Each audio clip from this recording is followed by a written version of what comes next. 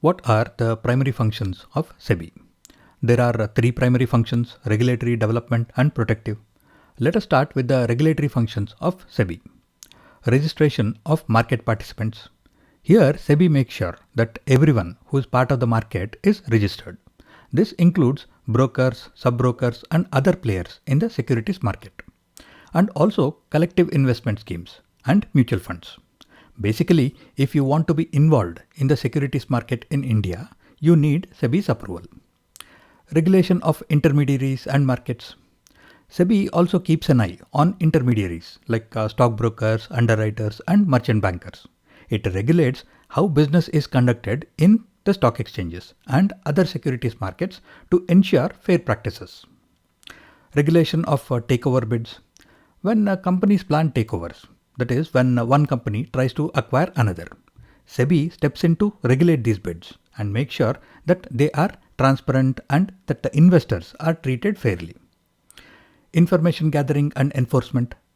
SEBI conducts inspections, inquiries, and audits of stock exchanges and market intermediaries to gather information, and it enforces rules. It is a way of keeping everyone in check to make sure that the regulations are being followed. Levying fees and charges. To carry out its regulatory functions, SEBI is authorized to levy fees and charges on market participants. This helps to fund SEBI's activities and ensures smooth operations. Exercise of powers delegated by the government. Finally, SEBI has some powers delegated by the government under various acts like the Securities Contracts Regulation Act of 1956 and even the SEBI Act. This allows it to manage and regulate the securities market in India. So these are the regulatory functions of SEBI. SEBI doesn't just regulate the markets, it also plays a big role in developing them. Let us break down SEBI's development functions. The first one is training of intermediaries. SEBI organizes training sessions to enhance the skills and the knowledge of all the market participants, be it brokers, analysts, or other market intermediaries. This helps in creating a more professional and a more efficient market environment. The second one is conducting research and publishing information. SEBI conducts research and regularly publishes valuable information for the benefit of all the market participants. By sharing these insights and the data, SEBI ensures that everyone has access to the information that they need to make informed decisions. The third one is promoting the development of capital markets. SEBI adopts a flexible and adaptive approach to promote the growth of capital markets. This means introducing new policies, adopting global best practices, and encouraging new financial products, all aimed at making the market more dynamic and more investor friendly.